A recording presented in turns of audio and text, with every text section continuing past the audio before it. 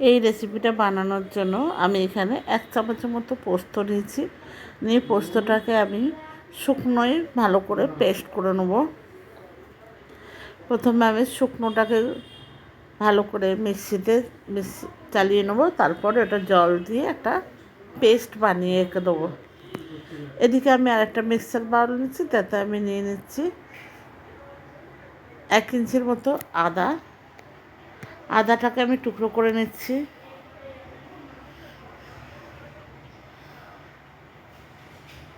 আদাটাকে ভালো করে টুকরো করে নিচ্ছি।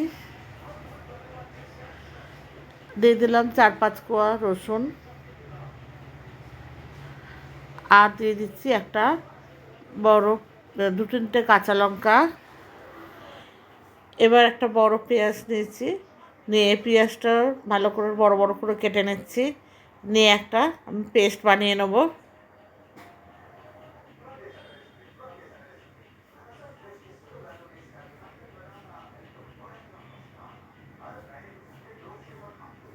একটু জল দিয়ে আমি এটার একটা পেস্ট বানিয়ে নিচ্ছি।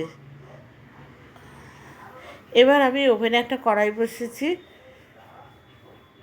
কড়াইটা গরম হয়ে গেলে আমি এখানে দিয়ে দেবো 2-3 চামচের মতো সাদা তেল, মানে হোয়াইট অয়েল।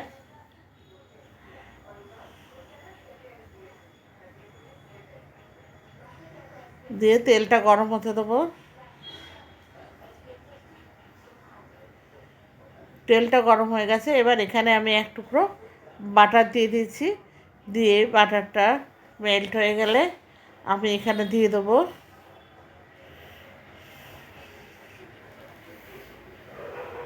2টো তেজপাতা আর কিছুটা গোটা গরম মশলা, তার মধ্যে দারচিনি, লবঙ্গ আর ছোটো এলাচ আছে। দিয়ে দিচ্ছি একটা শুকনো লঙ্কা।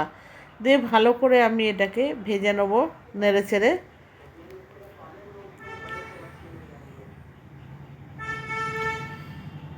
ভাজা হয়ে গেছে। এবার আমি এখানে পেঁয়াজ, আদা, রসুনের যে পেস্টটা, কাঁচা লঙ্কার, সেটা আমি এখানে দিয়ে দিলাম। আমি এখানে আর ঝাল ইউজ করব না বন্ধুরা। এবার আমি এখানে 400 গ্রামের মতো চিকেন নিয়েছি। চিকেনগুলোকে ভালো করে ধুয়ে নিয়েছি। নিয়ে চিকেনগুলো এখানে দিয়ে দিলাম। এইভাবে আপনারা চিকেন রান্না করে দেখবেন, দেখবেন রুটির সাথে খেতে ভীষণ ভালো লাগে। এবার দিয়ে দিচ্ছি স্বাদ মতো লবণ।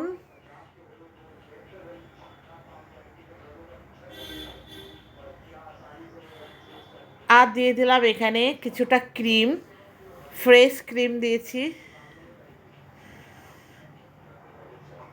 আমি এখানে সব মশলাগুলো আমি একসাথে দেবো, আপনারা কষিয়ে কষিয়ে দিতে পারেন। আমি এখানে সব আর দিয়ে দিলাম যে পোস্ত বাটাটা, সেই পোস্ত আর কাজু বাটাটা আমি এখানে দিয়ে দিলাম। দিয়ে আমি কাজুটা দেখাইনি, এখানে পোস্ত আর কাজু একসাথে বেটে রেখেছি। দিয়ে ভালো করে আমি নেড়ে ছেড়ে দিচ্ছি। আপনারা চাইলে ফ্রেশ ক্রিমের বদলে এখানে দুধ, কাজু বাদাম, পোস্ত একসাথে পেস্ট করেও দিতে পারেন। এবার আমি এটা ঢাকনা ঢেকে দিয়ে মিনিট 3-4 মতো রান্না করব। 4 মিনিট পর ফিরে এলাম। এসে ঢাকনাটা খুলে ভালো করে আমি নেড়ে ছেড়ে দিচ্ছি। এটা লাচ্ছা পরোটা বা এমনি পরোটা, রুটির সাথে ভীষণ ভালো লাগে খেতে।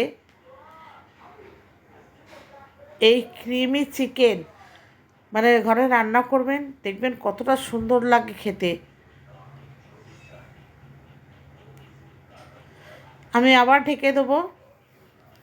দিয়ে আরও 3 মিনিটের মতো রান্না করব, যতক্ষণ না চিকেনটা সেদ্ধ হচ্ছে। এবার দেখুন অনেকটাই জলটা শুকিয়ে গেছে। দিয়ে আমি আবার একটু নেড়ে ছেড়ে দিচ্ছি।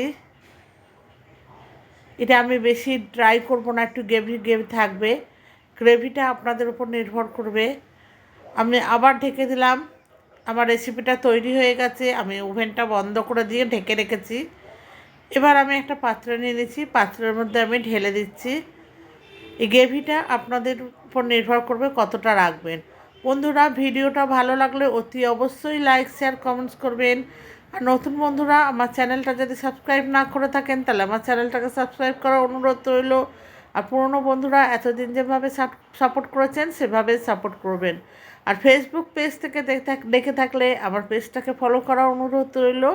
তাহলে বন্ধুরা আজকে এই পর্যন্ত, আবার দেখা হবে অন্য একটা নতুন রেসিপি